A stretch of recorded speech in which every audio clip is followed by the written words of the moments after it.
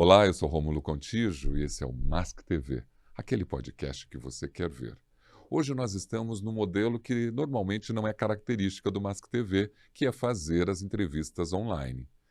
Mas o convidado que está aqui comigo hoje é tão especial que eu falei para ele, não, vai ter que ser online, você está em Salvador, está lançando um livro incrível, tem uma carreira incrível, vamos conversar sim. Comigo hoje aqui, Luiz Franco. Ele é especialista em segurança, saúde e meio ambiente, eu vou contar tudo sobre ele. Mas antes da gente começar esse bate-papo incrível, eu queria que você fosse até o canal do YouTube do Rômulo Contígio, desse um like, tocasse o sininho. Esses movimentos de adesão ao nosso canal é importante para o movimento do podcast. Mas o Mask TV está honrado pela sua participação e pela forma como você está assistindo os nossos incríveis convidados, e esse não seria diferente. Seja bem-vindo ao Mask TV e seja bem-vindo, Luiz Franco, ao Mask TV, de Salvador, agora ao vivo aqui. Obrigado pela presença. Vem comigo.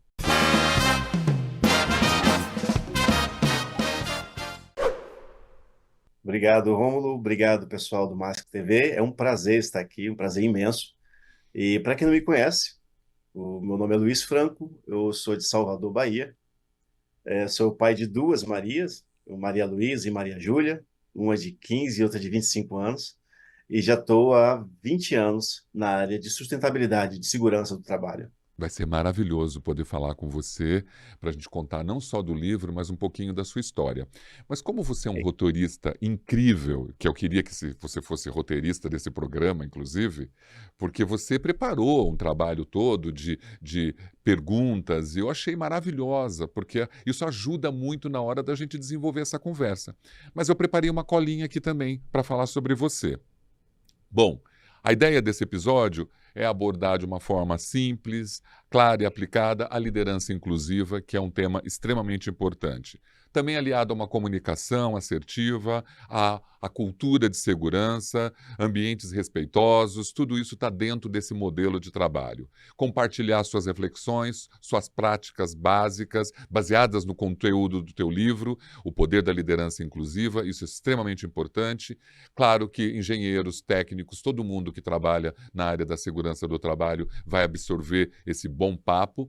E eu quero saber, você falou Luiz Franco, mas no seu LinkedIn está José Luiz Franco. Você tem algum problema? O que aconteceu? Você não quer falar teu nome completo?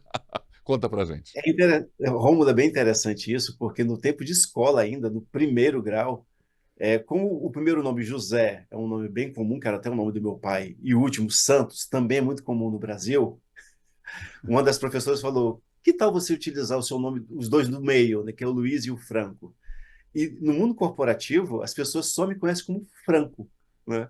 As pessoas me chamam de Franco, né? Alguns de Luiz Franco, é mais raro, mas ninguém me conhece como José, né? Então, eu coloco o nome todo nas minhas redes, mas na verdade é Franco. Franco é o nome que o pessoal mais utiliza. E até você colocou entre parênteses o Franco lá no LinkedIn, então Sim. agora está tudo muito claro, né? Bom, 20 anos de experiência em área de segurança e saúde, 18 anos dedicado à coordenação de segurança em treinamentos offshore. Você sabe que só falar de trabalhar embarcado, eu já queria fazer um podcast com você só para falar sobre isso, porque essa tarefa dentro desse segmento ligado à segurança tem assunto, tem tema para ser tratado, que eu vi ontem na sua live, você fazendo poucas abordagens sobre isso, mas o quanto é interessante falar sobre isso. Então, nós vamos ter uma oportunidade de falar sobre isso. Você atuou em mais de 15 países, vivenciando diferentes culturas operacionais, ampliou sua visão, sua gestão de risco, seu comportamento seguro, sua liderança técnica, você trabalha numa liderança humanizada.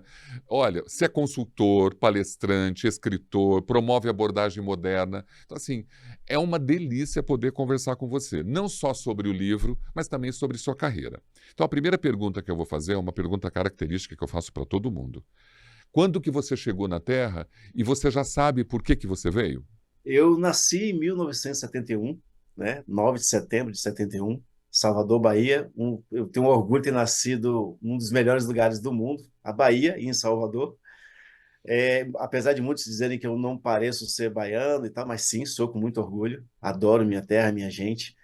E eu vim para esse mundo, Rômulo, para o meu intuito, a minha missão é ajudar as pessoas, principalmente a dar voz às pessoas, né? As pessoas hoje elas se encontram num clima de se sentem ameaçadas, se sentem intimidadas por diversos motivos, principalmente no meio corporativo, que é um local onde as pessoas precisam trazer o seu, digamos, o pão de cada dia, e ali elas têm muito medo de poder se expressar. Então, há 20 anos, no dia a dia, eu encorajo essas pessoas para que elas falem. Eu sou um defensor do ser humano no ambiente de trabalho, para que as empresas entendam que a empresa não é feita só de equipamentos e robôs, por trás disso tudo tem o ser humano, tem as pessoas, e as pessoas elas trazem sua carga de crenças, de limitações, de medos e de experiências. Isso tem que ser reconhecido, valorizado de fato, para que a gente possa ter um ambiente mais harmônico, um ambiente psicologicamente seguro para se trabalhar. Concordo com você. Mas quando você fala que veio para falar, para ajudar as pessoas, talvez esse sentimento, esse propósito não nasceu hoje, não nasceu agora. Quando você era criança, teu pai, a tua mãe, eles inspiravam você. Qual era o teu sonho lá? Você queria fazer o quê quando criança? Você achava que ia ajudar as pessoas já naquela época, aos 10 anos de idade? Não, acho que os 10 anos de idade eu era muito, entre aspas, né? Era muito bobo, né? Até pela idade mesmo. Eu pensava mais em brincar, em fazer coisas de criança mesmo. Não, acho que não tinha essa consciência ainda no início. Talvez na minha adolescência eu fui entendendo. é, Esse termo não existia antes, que era o tal do bullying, né? Mas eu passei muito por isso. Primeiro que eu era criança muito magra, eu não gostava de ser magro demais, e isso me incomodava. E com o tempo eu fui vendo que outras pessoas mais magras ou com condições físicas talvez mais limitantes que a minha, elas eram felizes, né? Ou seja, eu comecei a gostar de mim do jeito que eu era e a respeitar as pessoas do jeito que elas eram também.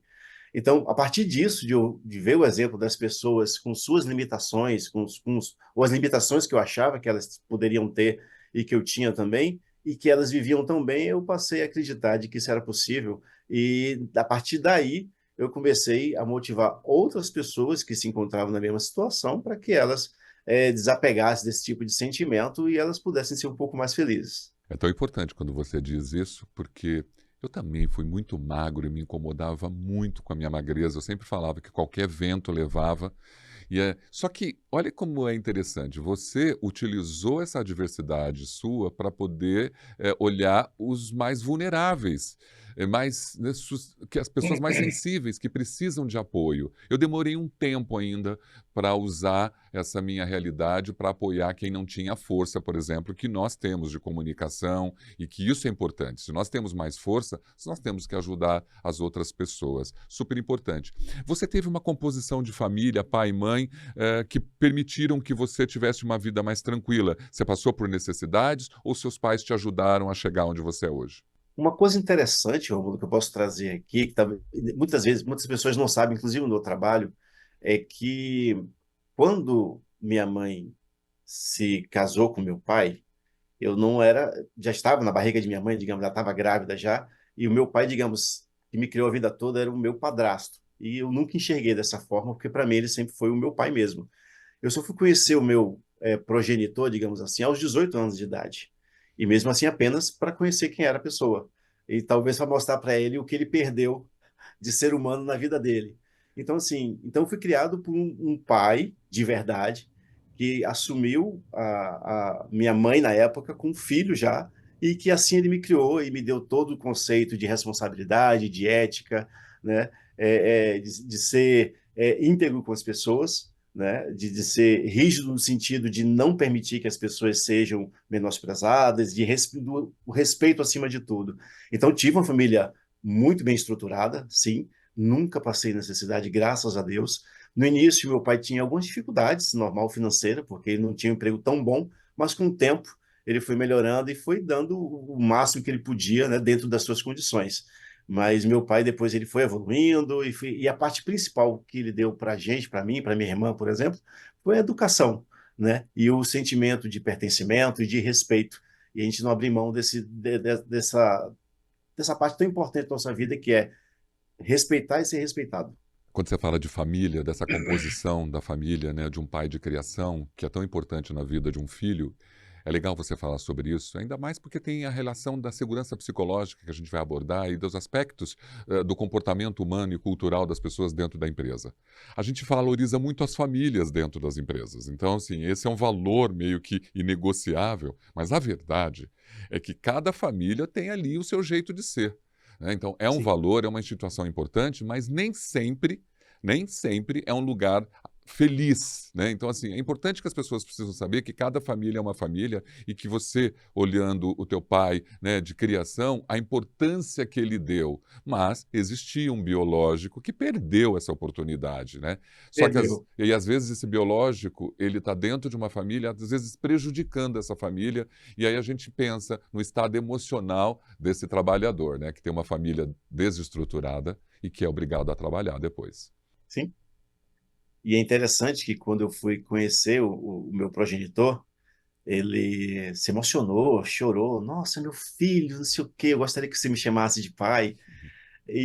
Mas seu pai não tem, ele se intitulando como meu pai. Seu pai não tem condições hoje financeiras mais de te dar nada. Eu falei, não, querido, fique tranquilo, tá? Porque quando eu mais precisei, eu tive um pai de verdade, que me assumiu, que me criou, que me deu toda a educação. Eu só vim te conhecer. Eu só queria mesmo, por curiosidade, conhecer o senhor e dizer que está tudo bem, tá? E que o senhor siga em paz a sua vida, que está tudo bem. E é verdade, é bom a gente conhecer biologicamente quem nos, né, criou, que gerou, porque existe o DNA, a gente quer saber um pouquinho como que é a saúde dessa pessoa, até porque a gente Sim. herda algumas coisas. E quem é esse pessoa maravilhosa, qual é o nome dele, para você falar para todo mundo saber, essa pessoa que você ama tanto e que te criou maravilhosamente bem. O meu pai de verdade foi o José Arcanjo dos Santos, né? Ele nasceu no interior da Bahia, se formou em economia pela Universidade Federal da Bahia, um grande homem, muito responsável, do jeito dele, mais sério, mais rígido, mas da maneira dele, ele sempre fez o melhor para a gente. Digamos assim, no mundo dele, ele era muito orgulhoso, tipo, sentia orgulho dos filhos, mas ele não era o pai daquele de colocar no colo, fazer carinho, mas era a pessoa que estava sempre apoiando, até adulto. Ele sempre apoiou quando a gente precisou. Um homem maravilhoso e foi o meu guia para quem sou hoje em dia. Estou muito feliz. O nome Arcanjo já não é diferente. Ele ainda está presente ou não? Não, ele faleceu tem 2 anos, né? Morreu com 76 anos, teve Alzheimer, teve alguns AVCs e tal, mas era um homem muito sadio. Com 70 e poucos anos, conseguia andar 10 quilômetros por dia, tinha estação de musculação em casa, era mais saudável do que eu. E a sua mãe nessa estrutura toda, está viva? Como que é a tua relação com a sua mãe? Minha mãe, ela faleceu em 1998, muito nova, né? É Minha mesmo. mãe fumava muito, né? Cigarro, né? E terminou, a consequência básica disso era um câncer, né? Minha mãe teve câncer no pulmão. E aos 47 anos, minha mãe, em 98, ela faleceu. A minha relação com minha mãe era oposta em relação ao meu pai, no sentido de que a parte toda séria de responsabilidade, de ser um homem de responsabilidade, de respeitar as pessoas, era do meu pai. Mas com minha mãe era a parte carinhosa da coisa. Então, quando eu ia para as festas com minha mãe, aqui na Bahia é comum a lambada, o axé e tal. Então, muito novo eu saía com ela para as festas, as pessoas achavam que eu era o namorado dela. Quem não conhecia, olha, tá com um namorado novo. Na verdade, era o filho. Então, essa parte do carinho, de amar as pessoas, de ter esse cuidado, de ser o paizão, de ser o cara que cuida da família, eu herdei da minha mãe. Então, foi um equilíbrio, né? É importante, né, você saber lidar com o amor materno, o amor paterno. É gostoso conhecer o Luiz Franco, nesse bate-papo inicial, que escreveu um livro, que tem uma trajetória brilhante e que, mesmo que seus pais não estejam presentes, eles estão vendo a vitória que você é, né, e o exemplo que eles estão fazendo para você se tornar um homem digno, um homem justo, um homem pacífico, um homem que ajude as outras pessoas a serem melhores. Acho que é um orgulho eles estarem vendo agora você lançando um livro projetado numa mídia. Pode imaginar né, o valor disso para eles. O menino de 2003, lá em 2003, quando você estava fazendo, trabalhando, estudando na Estácio, políticas sociais, né? Quem é o Luiz Franco hoje, nesses 21 anos de carreira, 21 anos de estrutura? Você percebe a sua evolução? Quem é aquela pessoa de 20 anos atrás para hoje? É engraçado, Rômulo, que eu fiz diversos vestibulares para várias faculdades, então cheguei a passar para letras na Universidade Federal, né, na Bahia, não cursei. Meu pai queria que eu fizesse economia, mas eu não fiz letras e terminei não cursando. Depois fiz administração, fiz relações internacionais, cheguei até a metade do curso, na antiga FIB, né, que depois se tornou Estácio. Um curso muito interessante, que meu objetivo nessa época, em 2003, era estudar para ser diplomata. Eu queria fazer mestrado na UNB, em Brasília, para ser diplomata, que eu acho que é uma área que eu gosto, acho que eu teria sucesso se eu fosse. Mas, na época da faculdade, em 2003, e olha, observe que eu comecei a faculdade, ou seja, segui uma faculdade mais tempo depois dos 30 anos, né? E que muitos diziam que não daria mais tempo, mas eu nunca liguei para esse tipo de coisa, esses padrões, esses conceitos. Então, na época eu estava fazendo faculdade de Relações Internacionais, e só que eu estava desempregado. Eu tinha uma empresa de informática, né? Só que ela não estava indo muito bem e minha família estava sofrendo um pouco com isso. Então eu tive que escolher entre continuar a faculdade de Relações Internacionais ou arranjar algo mais com uma base melhor para minha família. Então, acredite, o reitor da faculdade naquela época não gostou muito. Eu tive que abandonar o curso de Relações Internacionais para fazer um curso de técnico em segurança do trabalho em 2005. Então, eu dei dois passos para trás. Isso não foi muito bem aceito pela faculdade, que eles me enxergavam como uma promessa nessa área de relações internacionais. Eu fazia parte do núcleo internacional da FIB na época, então recebia estrangeiros, eu dava aula no núcleo internacional da faculdade de inglês para a turma de secretariado trilingue, né, com mais de 60 mulheres, a maioria era mulher, mas eu não estava bem financeiramente. Então, larguei a faculdade, fui fazer um curso técnico, com menos de um ano, na Escola de Engenharia Eletromecânica da Bahia, que é conhecida como EMBA, aqui em Salvador. Eu fiz o curso técnico e em menos de um ano eu fui contratado por uma grande empresa no ramo de cobre. É uma empresa chamada Caraíbe Metais, o Grupo Paranapanema, que é uma empresa muito grande aqui na Bahia. Fiquei uns 2 anos nessa empresa, mas o meu sonho mesmo era trabalhar no ramo offshore, né? Era trabalhar embarcado. E o motivo disso é que na minha cabeça, eu ia ter a oportunidade de viajar o mundo e conhecer outras culturas, outras pessoas, outros costumes. E, a princípio, parecia uma utopia, mas eu segui firme até o final. E eu fui contratado por uma das maiores do mundo no ramo de petróleo, né, de óleo e gás. E nessa empresa eu fiquei 10 anos como coordenador de segurança e treinamento. Viajei mais de 15 países por essa empresa, buscando unidades, fazendo cursos, me atualizando. Foi muito bom. Consegui realizar o meu sonho de conhecer os 4 cantos do mundo. Em 2017, teve a crise do petróleo e eu fui desligado dessa empresa. Mas com os meus contatos, graças a Deus, eu consegui trabalhar numa outra empresa, uma outra multinacional, que tinha sede em Dubai. Então, eu passava 2 semanas em Dubai, fazendo curso para tirar o visto de Dubai e da Arábia Saudita. E eu morei na Arábia Saudita por 1 ano e meio.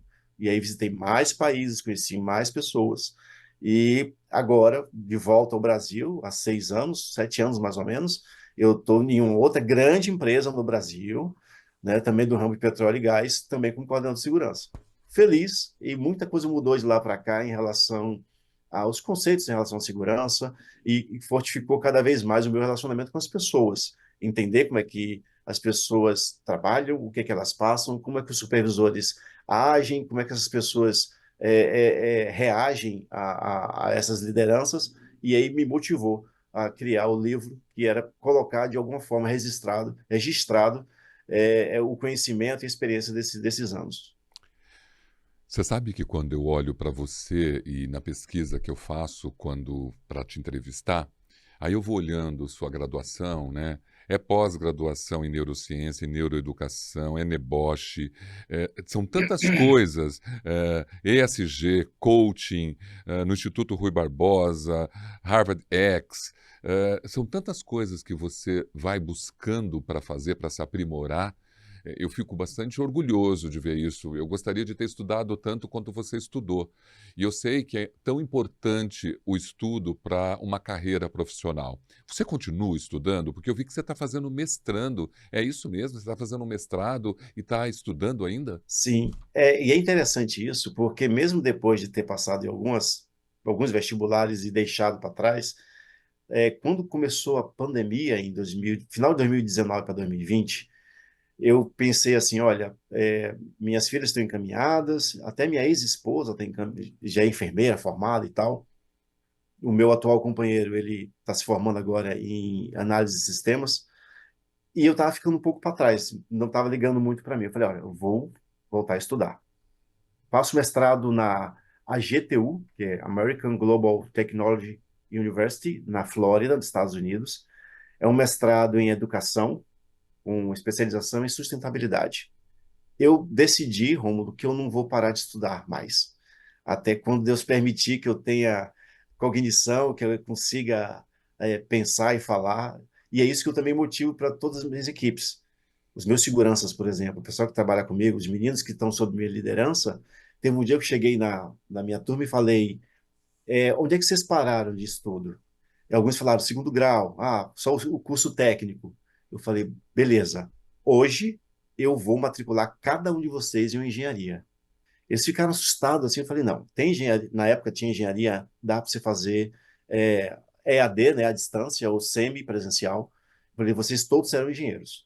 E eu peguei e fiz isso, peguei o endereço de cada um, o nome de cada um, matriculei, e hoje eu estou com os meninos já graduados, já com duas, três pós-graduações, que eu acho que é importante o conhecimento, sabe? Na nossa área de sustentabilidade, de segurança, é tão importante que as pessoas, o segurança, o departamento de segurança, tenha embasamento técnico na hora de falar, porque você com embasamento, com conhecimento, você consegue convencer as pessoas, e não porque você acha, né?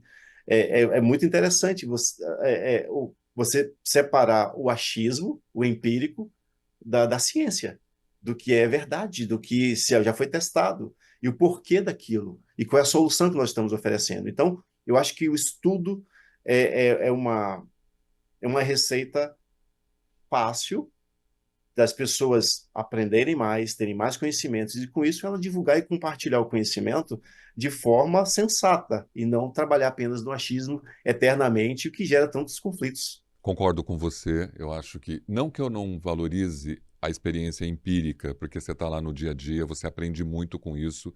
Eu tenho movimentos Certeza. autodidatas, mas quando você soma, né, a receita que você acabou de dizer, o empírico com a teoria, é fundamental. Você aprende, isso faz uma soma praticamente perfeita da sua experiência do dia a dia com o que aquele estudo está te trazendo e te colocando em contato com mudanças onde o achar não faz mais parte da sua vida. O teu modelo de liderança, né, hoje, de lá para cá, foi se aperfeiçoando? Você vai mostrando um outro tipo de líder, porque liderar não é uma tarefa fácil, ainda mais nos dias atuais, no mercado atual, no mundo atual. Você vai se aprimorando? Que tipo de líder você é? Isso é interessantíssimo, porque quando eu entrei na primeira multinacional, que era a Transocean, né? Essa empresa, ela tem sede em Houston e em Aberdeen, né? Acho que Aberdeen é na Suíça, né? Bom, enfim, eu vinha com um ritmo de liderança que era muito rígida, né? Que era da empresa de terra, que eu trabalhei no Grupo Paranapanema, que era a cultura da DuPont. Muitos chamam de Dupont também, mas o pessoal entende, tudo bem. E era uma coisa mais rígida. Então, eu era auditor do 5S, eu era auditor de comportamental das empresas que trabalhavam dentro ali do campo da empresa principal. Então, eu estava acostumado a lidar com quatro seguranças principais da indústria, e que esses quatro seguranças, eu era um dos quatro seguranças, nós éramos líderes dos seguranças de mais 50 empresas contratadas. E era muito mais rígido isso, porque a gente não podia ter um pedacinho de papel no chão, isso, aquilo, outro, e as pessoas entendiam. Quando eu mudei para o ramo offshore e comecei a trabalhar na Transocean, por exemplo, eu dava minhas palestras a bordo, o ambiente lá era totalmente diferente do padrão de qualidade da DuPont, né, ou da DuPont. E aquilo me chocou. E embora eu nunca fui militar, eu nunca servi Forças Armadas, mas meus avós serviram, tive avô que era major do Exército, então talvez o tino de prezar pela organização, pela disciplina, pela limpeza, aquilo estava muito aflorado, mas num tom que não estava agradável para os funcionários ali. E um colega, isso é importantíssimo, esse tipo de feedback. Um colega chegou para mim e falou assim: Franco, posso falar contigo? Eu falei: fala. Rapaz, eu vejo que você é uma pessoa muito boa, que você é um excelente profissional, mas a maneira que você fala, que você se expressa, está chocando as pessoas daqui de bordo. Muitos ficam pensando e falam assim: quem é ele para vir para cá para dar ordem para a gente, para falar dessa maneira? Quem ele está pensando que é? E essa imagem, Rômulo, eu não tinha. Esse feedback eu não me via dessa forma, né? Quando esse colega chegou para mim, foi um anjo, tá? Eu chamo ele de anjo. Quando esse cara chegou para mim e falou, eu tinha duas escolhas. Diz, que é o famoso, não vou mudar, vou fazer exatamente dessa forma, ou dizer, opa, calma, eu acho que eu posso dosar esse tipo de comportamento da maneira que eu ajo. Eu posso decidir se eu quero isso para mim ou não. Porque se aquilo me incomodava, eu tinha que fazer alguma coisa. Se eu agisse com arrogância, eu poderia dizer, não, eu sou assim e vão ter que aceitar. Essa receita é falha. Isso é uma receita fácil para o fracasso.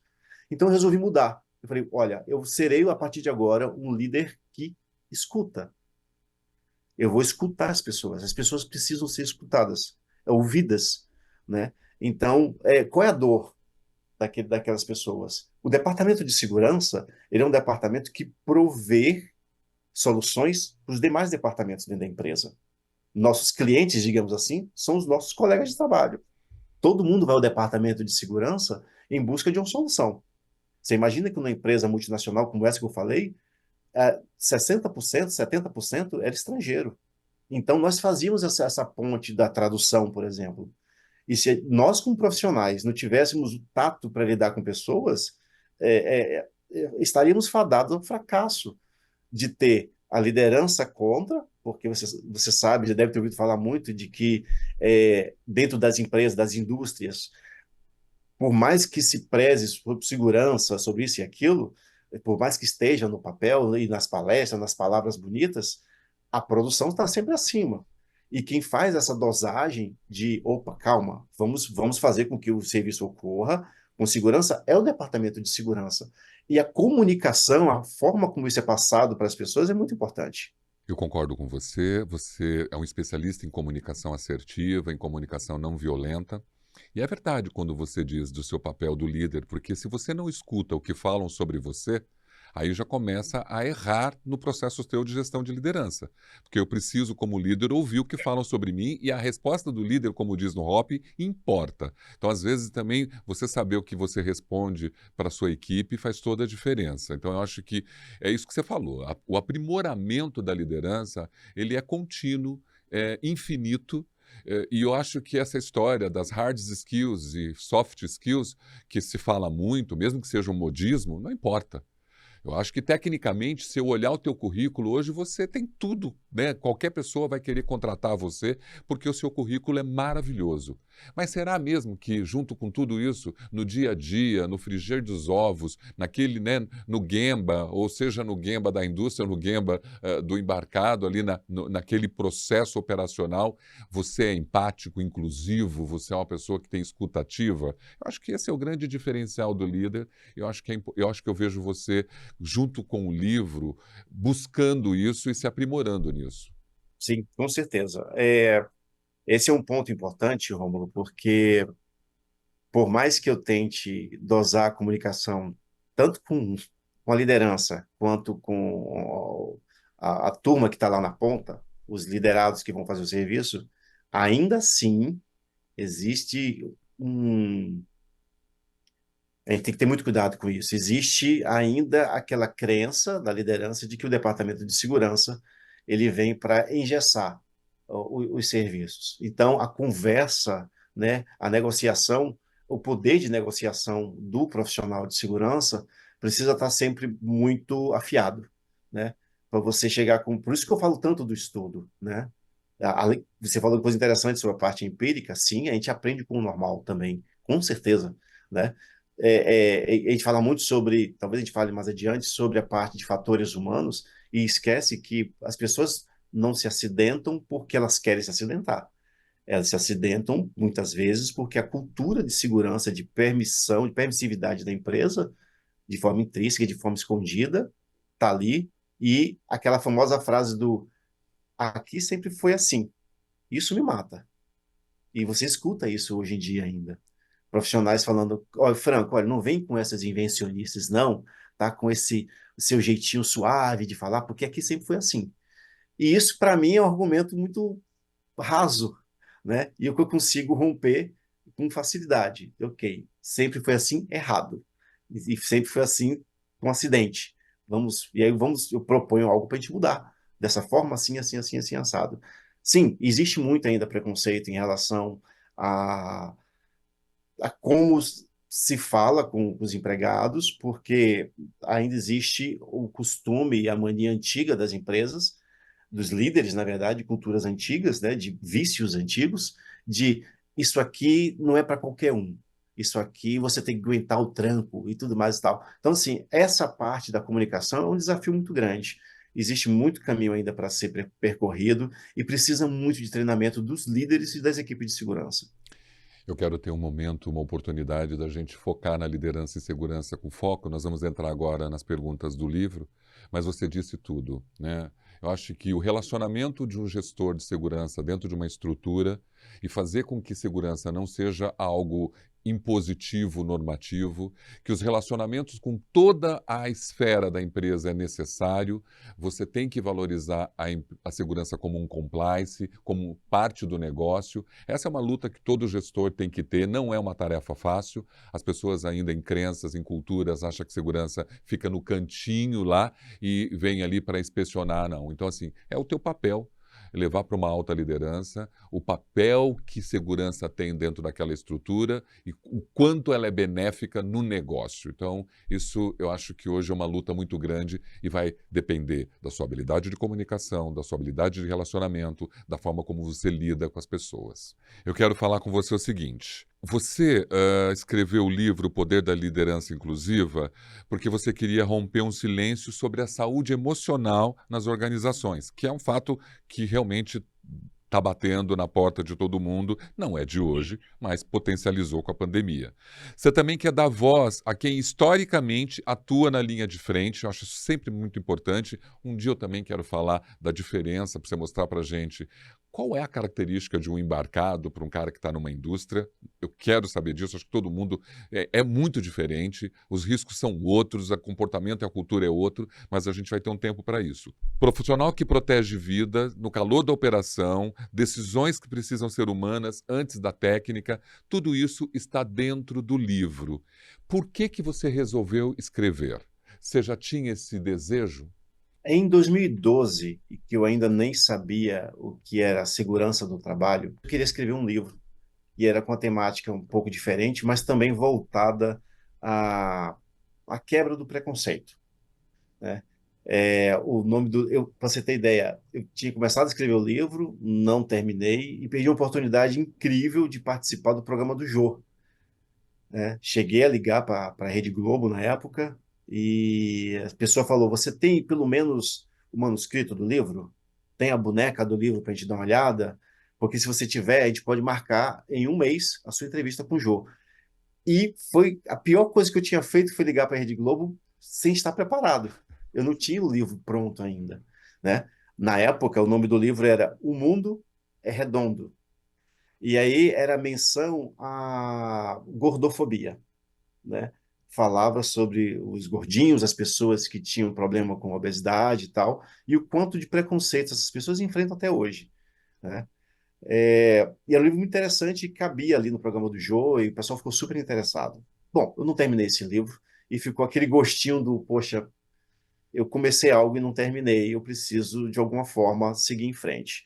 Um dia, eu tenho um irmão de criação que ele falou assim, poxa, ele me chama de Luiz, você tem tanta experiência, já viajou tanto, passou por algumas empresas grandes e tal, por que você ainda não não é uma autoridade no seu ramo, por que você não registra tudo isso de alguma forma? E na época surgiu algumas opções, canal no YouTube, redes sociais e tudo mais e tal, mas era algo que eu não tinha muito tempo para poder produzir, cheguei a tentar, mas não tinha muito tempo.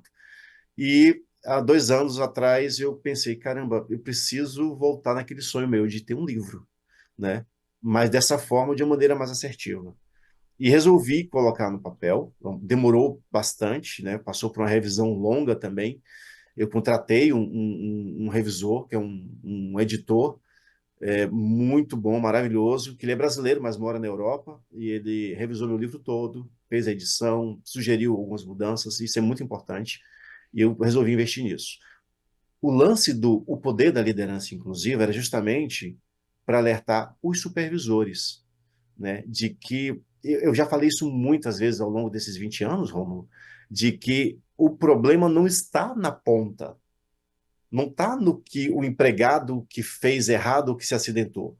Está na cultura de segurança daquele ambiente. E a cultura não necessariamente é a cultura de segurança da empresa.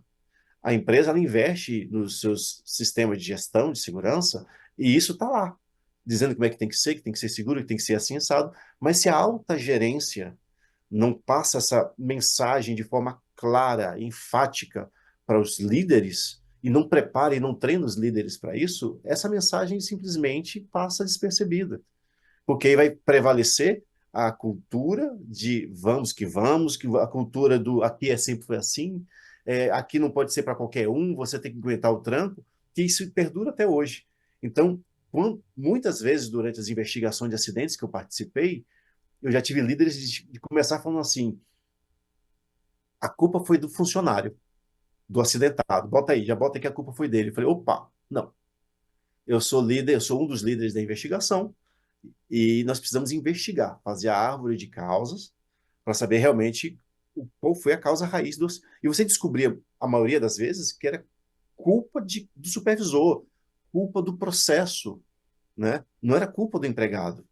Né? Então, a falta de planejamento, a falta de empatia com os empregados, com os seres humanos, o silêncio estabelecido de que não fala muito não e faz mais e fala menos, isso ainda perdura hoje em dia. Então, eu sempre falei, a culpa principal é da supervisão. A supervisão precisa ser treinada para isso. Não é nem porque ela quer fazer assim, é porque ela foi acostumada dessa forma e a empresa aceitou. Né? Então, é uma mensagem para as empresas para dizer: opa, olha só, você quer realmente colocar em prática o seu sistema de gestão, quer que funcione? A alta gerência tem que dizer alto e claro: eu quero desta maneira, tem que ser desta forma. É assim que eu acredito e é assim que vai ser na empresa. E se vocês não se moldarem, nós vamos dar a oportunidade de treinamento. E se ainda assim vocês não melhorarem nesse sentido, não dá para ficar entre nós. Isso não existe, Romulo. Isso, infelizmente, não existe. Então, o livro é um desabafo para as empresas dizendo: olha só, nós estamos aqui, nós precisamos de ajuda, eu tenho a forma como ajudar essas pessoas, e as pessoas que estou falando são os líderes, de serem treinados, mas treinados dentro da visão que a empresa prega de verdade e ela quer que faça acontecer. Não, e essa tua capacidade de ter vivido dentro da linha operacional.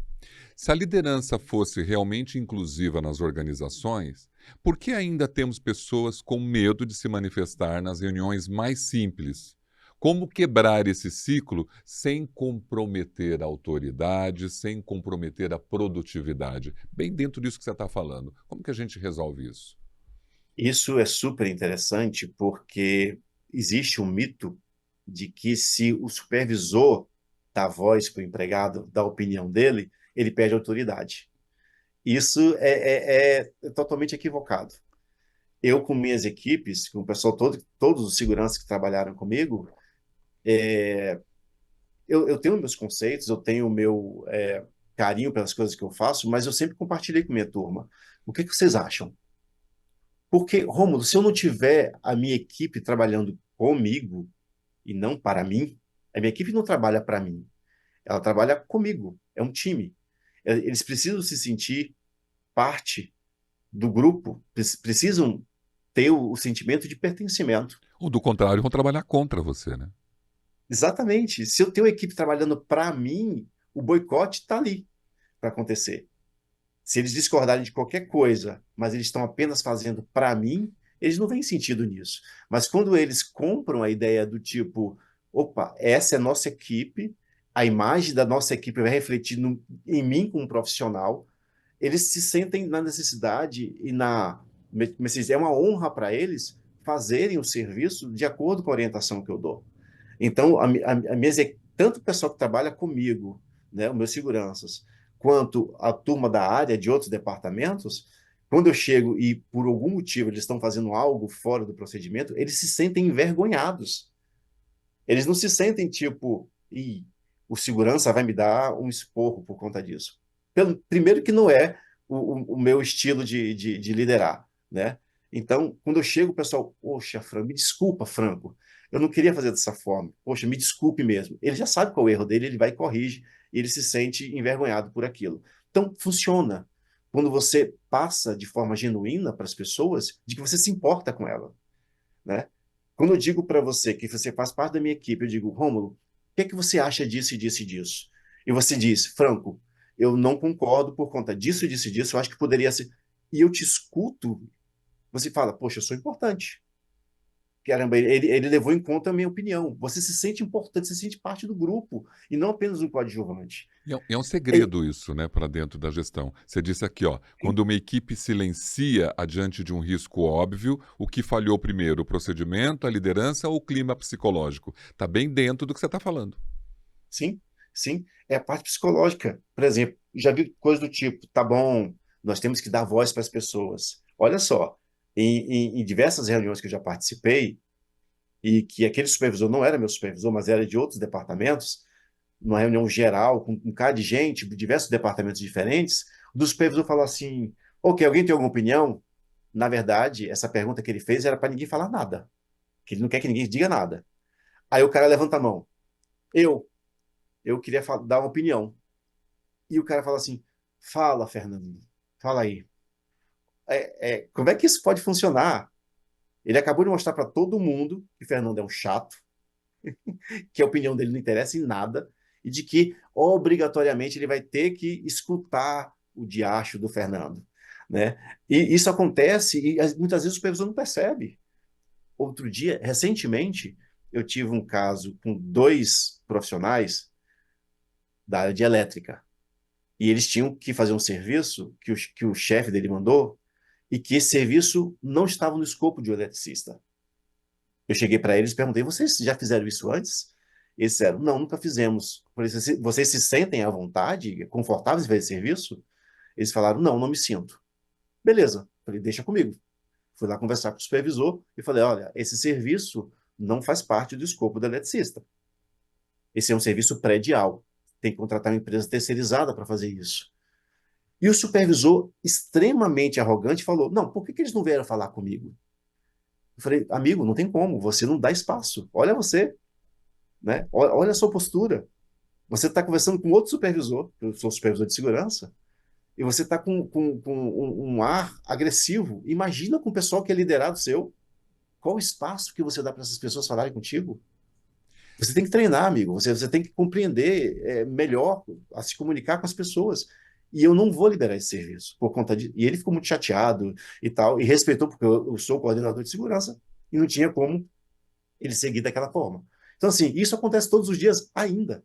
Não, isso acontece todos os dias, em todos os lugares, a todo momento, né? Então, a todo momento. Ah, não, não tem. A todo momento. Eu já presenciei isso, essas autoridades, ao tempo todo. E é claro, talvez seja isso que você está falando, né? O livro ajuda as pessoas, inclusive, a diagnosticarem essas situações internas e começar a corrigir.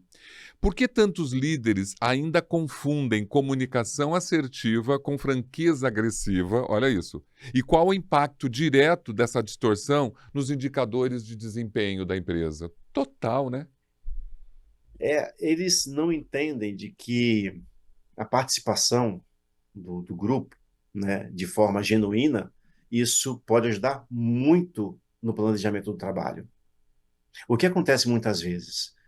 Quando você deixa de pegar essas opiniões, essas dicas do pessoal, você perde insights maravilhosos e que pode ajudar muito lá na frente. Às vezes, uma pessoa que é novata na equipe, mas que ela fala: olha, e se a gente fizesse dessa forma assim, assado? O normal, infelizmente, é que o supervisor ignore totalmente a opinião daquele funcionário, daquele profissional. Porque na cabeça dele, ele parte do pressuposto de que aquele profissional não tem capacidade ainda de dar qualquer tipo de opinião. Isso é uma falha muito grande. Você perde a oportunidade maravilhosa de tornar um ambiente muito mais saudável de se trabalhar. Quando você ignora a opinião das pessoas, você intrinsecamente está impondo a sua forma de trabalhar. Isso acontece muito na indústria civil e em outros tipos de indústria, mas no mundo offshore, que é o mundo embarcado, o sistema de gestão ele é moldado de forma a atender os critérios do cliente. Os nossos grandes clientes no Brasil, na área de óleo e gás, é a Petrobras, né? E a PetroRio, que é a pessoa conhecida como PRIO também. E tem outros, mas esses são os dois principais. E eles exigem que no sistema de gestão tenha esse tipo de cuidado, né? Que é a parte da cultura de segurança, né? Então, quando você não dá atenção à opinião de alguém de sua equipe, e que chega lá na frente você percebe que a opinião dele realmente teria valido a pena se você tivesse ouvido, né? O cara, ele não dá o braço a torcer. Esse que é o problema, né? Eu já vi muito disso acontecer. Isso é muito comum. E aí eu repito mais uma vez, a supervisão precisa ser treinada nesse sentido. Mas para que ela seja treinada nesse sentido, a empresa precisa apostar primeiro. Agora, eu entendo o que você está dizendo e você, como vive essa realidade, você sabe que é quase. Eu vou falar que é quase impossível, porque a gente vive essa quase impossibilidade todos os dias. Mas para nós que desenvolvemos pessoas e encontramos que isso é um erro, a gente sabe que não é impossível, porque você vai fazer algo educativo, comunicativo, para transformar esse ambiente num ambiente mais novo. Ontem, na sua live, eu fiz uma pergunta, mas não deu tempo de você responder, sobre as novas visões de segurança. E que não é fácil, por exemplo, no segmento como offshore, imprimir uma nova visão onde o erro, né, é comum e a culpa não resolve nada. Então, assim, é muito difícil trazer uma metodologia num lugar muito conservador. Mas eu acho que o teu papel é esse. É uma briga de cachorro grande, é uma briga, às vezes, injusta, mas é aquilo que você falou. Ou você faz isso para mudar esse cenário, ou você vai voltar nele daqui 10 anos e ele vai estar exatamente igual.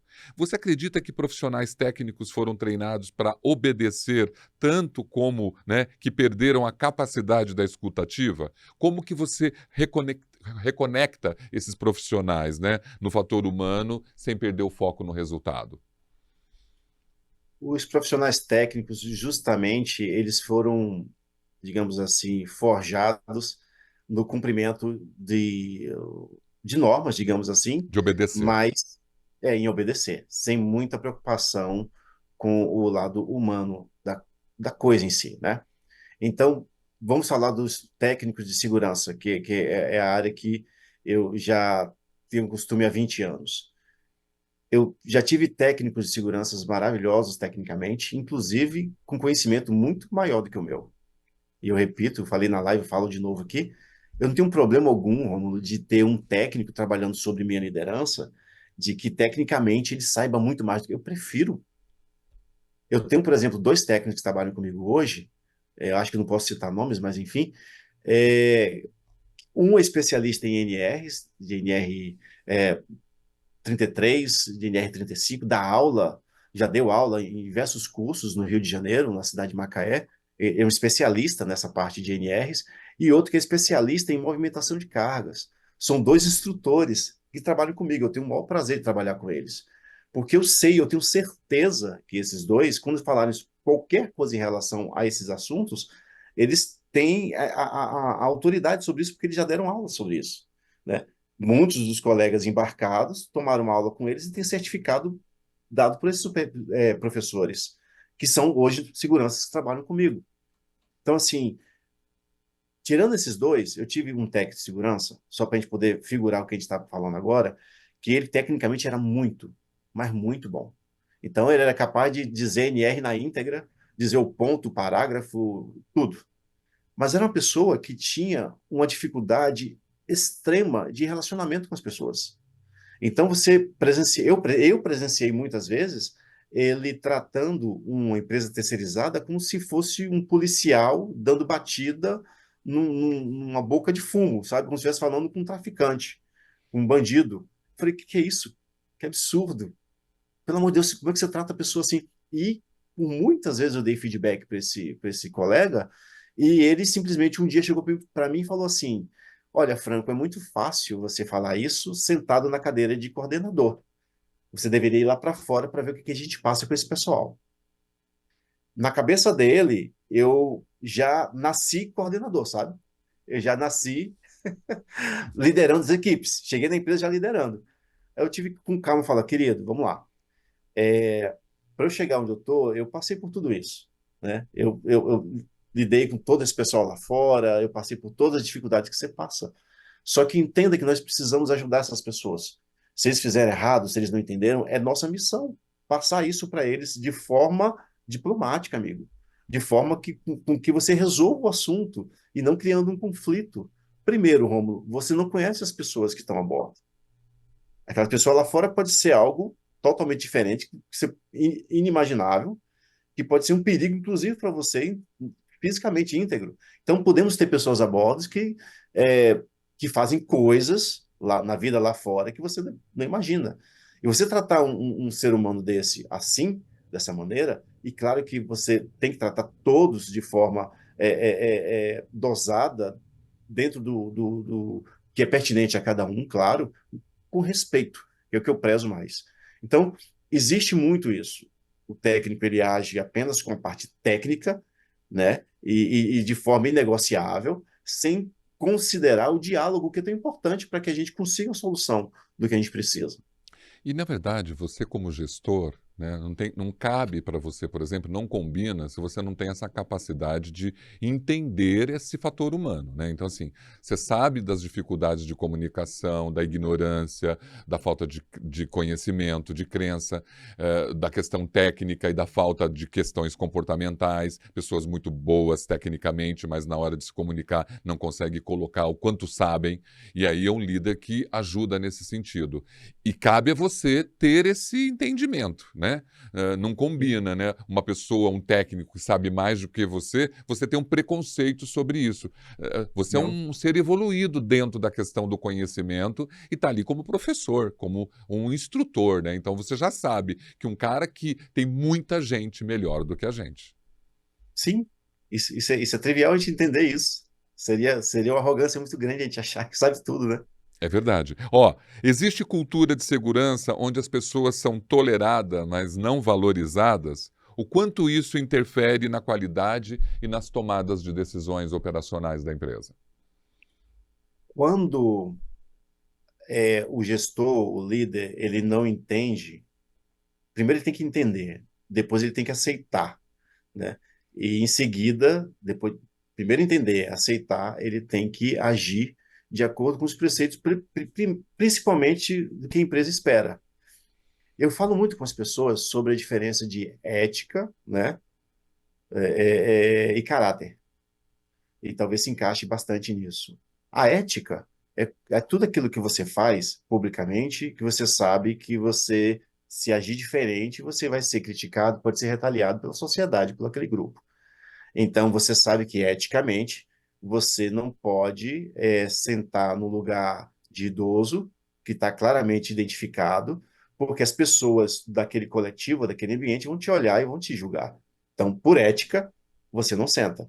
Mas, no fundo, a depender do caráter da pessoa, você pode estar achando, não acho que o idoso deveria ter um assento para ficar só para ele, né?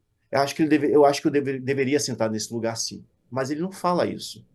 Então, o caráter é quem você é na sua vida em particular, o que você é genuinamente, né? Eu tenho, Na essência, eu tenho uma né? frase sempre que eu olho. Como você reage aos seus desvios morais? Você mente, você omite, né? Mas a questão ética é o caráter. Então, reagir aos desvios morais, todo mundo reage. Agora, você deixa de ter caráter a partir do momento que você concorda com isso que você acabou de dizer. Eu posso dar um exemplo, Rômulo, que pode chocar as pessoas. E é, uma vez eu estava no escritório junto com o supervisor e estávamos conversando com um colega de trabalho, que era um liderado dele. Esse colega, quando saiu, o supervisor virou para mim e falou assim, mas ele falou tão naturalmente e que aquilo me chocou. Ele falou, Franco, na verdade ninguém gosta de preto, né? E eu achei aquilo tão chocante, tão absurdo, que eu não acreditei que estava ouvindo isso em pleno 2025, sabe? Eu falei, como assim? O meu pai era negro, a minha irmã é negra. Ele é um espelho da sociedade, né? E você percebe que aquilo saiu naturalmente dele. E na cabeça dele, todo mundo pensa assim. Então, diante disso, é muito difícil, sabe? É muito difícil. Porque o lance da tolerância, né? E aí eu falo sobre diversidade e as pessoas muitas não sabem o que é diversidade. Outro dia eu toquei numa reunião a bordo, falei sobre diversidade e a empresa deu uma caneta numa campanha de diversidade que ela estava escrita assim: eu respeito. Não era eu me importo, não era eu aceito, era eu respeito. Isso é importantíssimo. Você pode não concordar, você pode não aceitar, mas você tem a obrigação de respeitar. E quando eu falei sobre, pessoal, vamos falar hoje o que é diversidade e inclusão. O que vocês acham que é diversidade? E as respostas, eu deixei o pessoal à vontade, porque eu falei, olha, estamos num ambiente seguro aqui, vocês podem se expressar como vocês quiserem. E eu vi coisas absurdas do tipo, para muitos, e você talvez ache graça disso, porque você com certeza não concorda, provavelmente não concorda, muitos falam, a diversidade é ser gay. E eu ri. Eu falei, vamos lá, gente. Na nossa sala aqui, nesse ambiente, aqui nesse escritório, nós temos pessoas negras.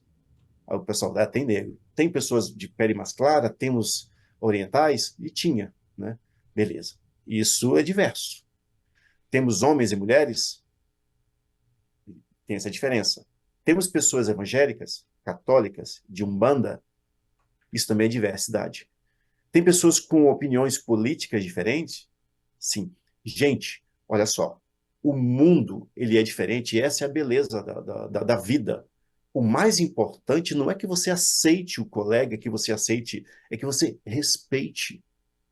Então, parte disso, as pessoas não sabem ou não aprenderam o limite do respeito. E você disse tudo, né? Nós não aprendemos muita coisa, muita coisa. É até assustador, né? Eu acho que é assustador, Luiz, porque a gente fala que é comum demais, né? As pessoas acharem que, né? Nossa, preto aqui, gay, não sabendo o que é diversidade. Isso é tão comum, mas tão comum, e que eu acho que é isso mesmo, que é isso que seu livro faz, né? De uma certa forma, ele é um letramento.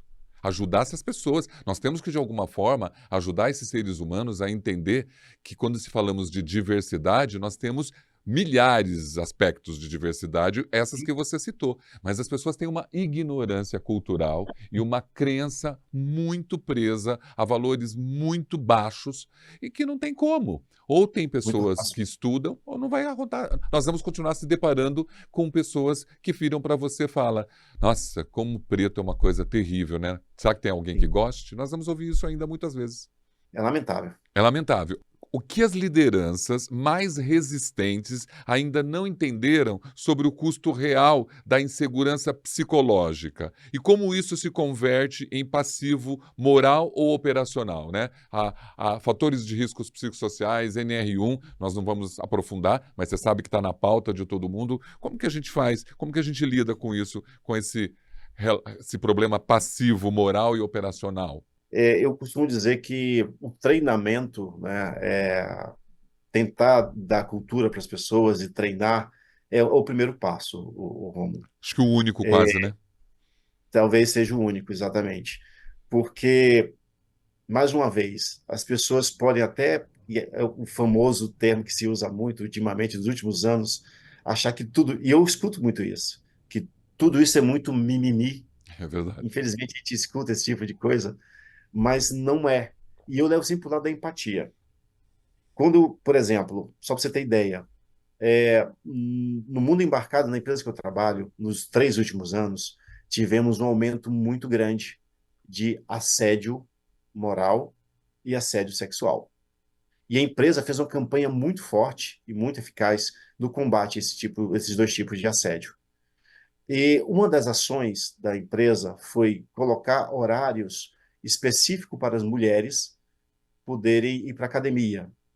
A mulher poderia, ela estaria livre para ir para qualquer horário, para fazer malhar, né, fazer seus exercícios, mas se ela sim quisesse, desejasse, teria um horário X no dia, pela manhã e pela noite, de que ela poderia malhar sozinha, só as mulheres. E os homens, mesmo se a academia estivesse vazia, eles não poderiam entrar naquele horário de forma alguma. Por que isso? Porque estava tendo comentários maldosos, jocosos, de homens dentro da academia falando das mulheres malhando na academia. Eu estou falando disso a bordo, dentro de uma empresa, de uma corporação. Você imagina. É óbvio que essas pessoas foram desligadas, né? E essa era uma das ações da empresa, que não tolerar de forma alguma qualquer tipo de assédio, né? Mas aí, quando você fala sobre esse assunto nas reuniões, você percebe pessoas falando assim, isso é absurdo, tá? Ah, mas antigamente a gente podia cantar as mulheres e não tinha problema algum. Não, querido. Não é verdade isso. Na verdade, você não poderia fazer dessa forma absurda, aquelas piadas de pedreiro, cantada de pedreiro, sabe? Você não podia fazer isso em momento algum. Só que hoje existe uma fiscalização maior. Mas vamos lá. Você imagina que você está em casa e sua esposa, ou sua filha, ou sua tia, ou sua mãe, que isso é a realidade de muitos, trabalha a bordo. E você descobriu que um marmanjo fez uma piada de mau gosto, de cunho sexual para elas. Como é que você vai se sentir? E aí eles respondem automaticamente: ah, não, aí eu pegaria o cara lá fora, eu faria isso, eu ia retaliar de tal forma. Eu falei: tá vendo? Se você levar para a sua vida, fica muito mais fácil. Então, a empatia, né? Eu sempre uso a família, que é uma ferramenta mais fácil de você conseguir demonstrar empatia para as pessoas. E se fosse com seu filho, com sua mãe, com sua filha, com sua namorada, com sua esposa, com sua noiva, sua tia, tá tudo bem? Não tá tudo bem. Não tá. E Então, o amigo, entendimento das pessoas sobre assédio é muito louco, né? Muito difícil de compreender, né? sim, é terrível. Então, assim, a empresa tem um programa muito forte de combate ao assédio. Nós temos também uma empresa terceirizada, que trabalha, que é totalmente desligada da empresa, terceirizada mesmo, que é o canal de ética. Então, ela trata as denúncias de forma sigilosa e pesquisa e tal, para poder dar as devidas medidas, né, as tratativas. Tem resolvido bastante, tem diminuído muito, ou seja, esse tipo de ação inibe essas atitudes absurdas. Estamos falando, mais uma vez, de empresa. Né? O cara está empregado, ele tá recebendo o salário para a empresa, todos os benefícios, e se acha no direito de cometer esse tipo de, que eu classifico como atrocidade, e que e medieval, né? Porque o cara achar normal destratar um colega como se trata de um assédio moral, né? E o isolamento social no ambiente de trabalho, né? Uma segregação, que isso acontece também, né? E o assédio moral é mais difícil de provar do que o assédio sexual, Muito mais né? difícil. Agora, na verdade, essas realidades que não são de hoje, sempre existiram e as empresas criaram mecanismos para inibir apenas, porque o mecanismo do programa, da campanha, do espaço, da segregação de horários e tudo mais, só inibe. É porque ainda depois nós vamos ter um tempo para discutir sobre isso numa outra oportunidade. Os programas são muito fracos, né? Eles não têm continuidade, não têm constância. A gente fala no meio ambiente, né, no SG, greenwashing, e a gente tem essa coisa de jogar para fora as campanhas de diversidade, né? Joga fora, porque é tudo muito pontual. Quando você pergunta para dentro de uma empresa e conversa com alguém se mudou, o cara ainda tem comentários homofóbicos ou racistas, Muito. mesmo depois de ter participado de uma campanha intensa onde uma fortuna foi gasta, mas não adiantou muito. Então, assim, por isso que eu falo, você está certo no letramento e na educação, porque não existe outro caminho. Outro dia, uma atriz numa novela falou uma palavra que eu fiquei até pensando. Nós vivemos numa sociedade ignorata. Aí a menina perguntou, o que é ignorata? Nós vivemos numa sociedade Da ignorância. Então, assim, e essa ignorância ela é tão poderosa no Brasil, mas tão poderosa, que a gente às vezes se assusta, né? Porque o número de pessoas como você, como eu e como os, né, é muito pequeno perto do volume de ignorância que esse país existe, digamos, a polarização política. Como que a gente constrói um ambiente onde o erro seja tratado como dado e não como falha moral? O que uma liderança inclusiva pode fazer sobre isso? Primeiro passo é entender de que as pessoas são diferentes, cada um tem o seu tempo.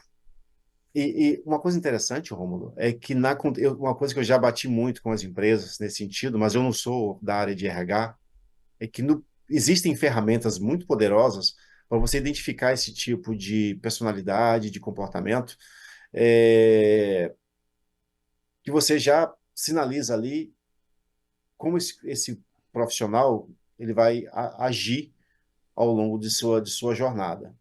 Óbvio, essas ferramentas vão mapear qualificações técnicas, né, em termos de pontualidade, de produtividade e tudo mais, mas você também tem como, com algumas ferramentas, tem umas que são muito boas, e você identificar a personalidade da pessoa, se ela tem tolerância ao risco, se ela é uma pessoa que não é intolerante a comandos, a cumprir regras, tudo isso se descobre de maneira mais fácil.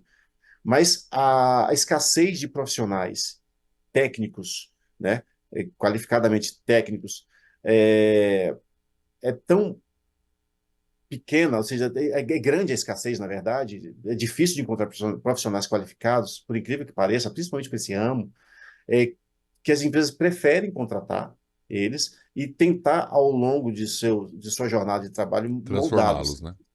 Isso não dá certo, Não dá. não vai funcionar. É a essência daquela pessoa. E aí fica para os líderes ou o departamento de segurança, ainda frágil, ainda não qualificado adequadamente, tratar desses assuntos. Só que no dia a dia, a demanda do trabalho, do cumprimento dos prazos, que são cada vez mais apertados, isso atropela esse tipo de ação, sabe? Então, assim, resta para poucos que têm coragem em fazer isso, de tentar, aos trancos e barrancos, com o carro, né?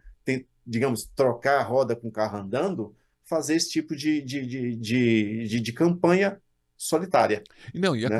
eu acho que, assim, eu não estou dizendo que não é válido e que nem pode parar. Eu acho que tem que ter todas essas campanhas e incentivar, só que elas têm que ser constantes, porque as coisas são. Nós somos corrompidos com muita facilidade, né? 5 segundos depois. Conta para mim o Sim. seguinte: nós conversamos por 1 hora. É tanto assunto, né? Que a gente fez uma coxa de retalhos, a sua vida, a forma como você. É legal ouvir você falar da sua história e de como o livro chegou, de como você se forjou. Isso é muito gostoso de ouvir, mais do que só o teu papel como escritor, como autor, mas eu acho que foi gostoso de saber a tua origem, essa sua transformação da sua diversidade, o seu momento atual dentro da sua composição familiar. Isso é maravilhoso, né? E depois isso dá pano para manga. Você está lançando o livro, lançou, eu vi que você colocou na Amazon. Como que tá? Ele já chegou fisicamente. Você sabe que na hora, eu preciso te contar isso. Eu comprei o livro, mas eu queria ter comprado 100, né? Não tinha queria comprado um. E no afã de eu queria ser o primeiro a comprar, porque eu queria ser o primeiro, né? Quando você falou, vamos tentar bater a meta, porque é gostoso essa meta do Amazon, não? Eu falei, eu quero ser o primeiro a comprar. E por que você não comprou 10 para dar de presente? Por que você não comprou 20, né? Para ajudar ele a chegar no primeiro lugar? Eu fiquei bravo comigo depois, porque na pressa comprei um, achando que estava, poxa, era R$ 5, né? Eu vou comprar mais e vou dar de presente. Bom, as pessoas eu estou vendo, é o teu maior ativo, o teu fator humano está dentro do seu expertise, do seu movimento como gestor, como liderança. Quem quiser seu livro, vai aonde buscar esse livro fisicamente ou até pelo Kindle?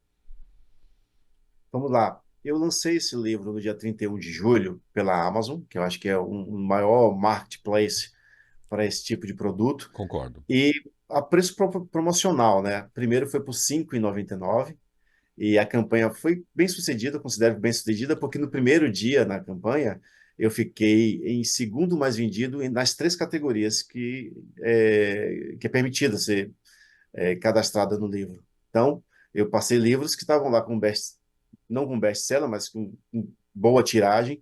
E a Amazon é interessante. Além do e-book, que está com preço promocional até o final de setembro, tem o livro físico. Ele é um pouco mais caro, mas ele há um motivo por isso. Eu não fiz tiragem de início, porque é um pouco mais caro, mas vou fazer aqui no Brasil. E a Amazon tem a Amazon KDP, que é o seguinte: você lança um livro na Amazon e ele é impresso por demanda. Se você comprar um livro físico hoje, a Amazon imprime um livro em um dos parceiros, gráfica parceira dela, e manda. Só que essa parceria da Amazon com as gráficas não tem no Brasil ainda. Então, quando você compra o meu livro hoje, você está comprando um livro internacional, que ele é produzido nos Estados Unidos e vem para o Brasil, né? Ou na Europa, né? Ele está em diversos países, porque quando você lança o livro, ele vai para todas as lojas possíveis da Amazon no mundo inteiro, até no Japão, né?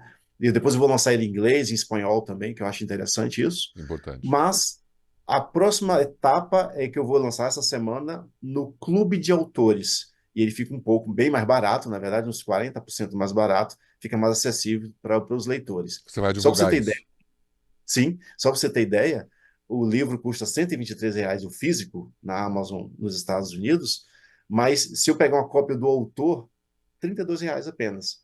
Só que para mandar ele para o Brasil, o preço do frete é mais caro do que o livro. O livro sai para mim como cópia de autor por R$ 80. Então, assim, como marketplace é maravilhoso, porque ele é muito mais fácil e confiável para poder divulgar, mas também ele vai ter tiragem aqui no Brasil. Excelente. Olha, a gente vai ter outras oportunidades. Só de navegar pela sua história, navegar pelo seu conhecimento, você é uma pessoa riquíssima, tão prazerosa de falar, com uma qualidade de Obrigado. comunicação. Você sabe, você estuda, você vai atrás. Espero que venham outros livros, né? O Poder da Liderança Inclusiva é apenas um desses movimentos. Eu quero ver se eu consigo entregar para vários líderes, amigos, ter outras oportunidades de dividir isso com outras pessoas. Quero que a gente tenha a oportunidade de fazer um bate-papo presencial, por favor. Queria muito Por que a favor. gente discutisse essa sua capacidade e esse teu expertise offshore, da gente falar sobre o comportamento, das novas visões de segurança, do papel do líder na estrutura de segurança, de como ele vai ter que, né, lidar com o negócio segurança para ganhar força dentro de uma empresa. Tem um monte de coisa para a gente falar. Mas hoje eu estou honrado, orgulhoso. Queria que você fosse meu roteirista para sempre, você entendeu? Aliás, né? Você gosta de escrever? Eu sei que o livro é um motivo, mas é uma coisa que você gosta de escrever. Eu gosto de escrever assim. Eu cheguei a ter um canal no YouTube e eu que fazia todo o roteiro, eu que fazia as falas, eu que fazia gravações, as edições todas, mas o negócio é tempo. Eu não consigo. Eu acho que o livro hoje vai ser uma válvula de escape melhor para mim. Eu já tenho mais 3 livros é, No já na caminho. linha. É. O Ah, eu próximo também. livro é. Eu quero escrever. Você vê, olha, eu não queria escrever um livro, eu comecei a escrever uma novela. E aí depois eu te conto também sobre isso, quando você fala Bacana. de ligar para a Globo. Eu escrevi uma novela quando eu morei no Rio de Janeiro e estava com a sinopse pronta para entregar. E lembrei que eu tinha que pedir autorização, porque eu me baseei num autor e acabei não pedindo, e isso foi passando, fui embora. E eu acho que tem um sonho guardado aqui. Talvez eu transforme essa novela num livro, porque eu acho que um Sim, livro te dá um outro sabor da vida, né? Faz com que pessoas entrem em contato com você para sempre. Como também você eterniza, o né? audiovisual eterniza, né? Hoje nós estamos gravando aqui, você está em Salvador, eu estou aqui em São Paulo, aqui nos estúdios, e você vai eternizar tudo isso. Estou muito grato pela sua participação. Fizemos aí um bate-papo gostoso. Acho que as pessoas conseguiram entender algumas respostas suas como gestor, especialista em IHS, não só no offshore, mas também em toda essa sua carreira brilhante. A sua capacitação é fantástica. Então, assim, agora vamos ler o livro para falar sobre o que eu acho sobre ele, porque ainda não chegou para mim o que eu comprei, que você acabou de falar. Vou falar sobre ele e vou dar minhas opiniões verdadeiras também. Para a gente fechar, manda uma mensagem, fala para a gente aí como que você vê esse novo cenário, esse novo mundo da segurança, qual é a sua visão para a segurança do futuro? Vamos lá. Eu participei uma vez de uma palestra com uma psicóloga muito interessante, muito competente, e de que ela falou o seguinte, eu levo isso para minha vida. Se a sua empresa, ela basicamente é composta por pessoas, por gente, e você não entende nada de gente, não quer entender e não faz questão, então você não entende nada do seu negócio. A empresa, por mais que seja automatizada, existem pessoas por trás disso. No nosso caso da indústria, né, tem pessoas ali, tem seres humanos que trazem suas experiências, suas crenças, sua vivência, e que isso é muito importante. Quando a gente entender de que é super importante a gente dar importância às pessoas, nós teremos elas trabalhando conosco, teremos elas num ambiente muito mais harmonioso e mais seguro, né? Hoje, a relação de acidentes está diretamente ligada à segurança psicológica, que não há nas corporações. A segurança psicológica é algo que tem que ser trabalhado com muito afinco, e isso tem que ser uma aposta das empresas, né? Não só no diálogo, mas em ações, em treinamentos, em engajamentos, e cobrar de alguma forma é um resultado, né? Na tratativa desse assunto que é tão importante, a segurança psicológica. A comunicação assertiva, ela é essencial para que você torne claro o ambiente e evite qualquer tipo de confusão, mas a escuta ativa é uma das coisas mais importantes para tornar o ambiente mais seguro, mais harmonioso e que você tenha pessoas engajadas, né? Você evite o absenteísmo, que você evite a rotatividade, os afastamentos por diversos problemas psicológicos, como o burnout. Então, assim, entender as pessoas, se importar genuinamente é o caminho mais importante para a segurança. Luiz, eu te agradeço imensamente ter dedicado um tempo aqui ao Mask TV Podcast. Fico muito feliz.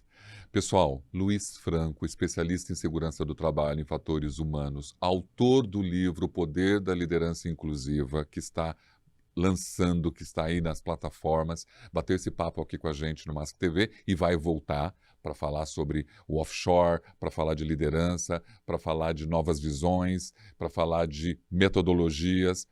Luiz, muito obrigado. Sua história também é linda. Eu acho que a gente teve aí Obrigado, um Romulo. bate-papo. Obrigado por dedicar esse tempo e espero que a gente se encontre brevemente. Aguardo, vai ser um prazer. Um abraço, pessoal da Mars. Muito obrigado. Até mais, gente. Segue a gente nas plataformas. Eu falei com o Luiz Franco e até o próximo episódio. Tchau, tchau.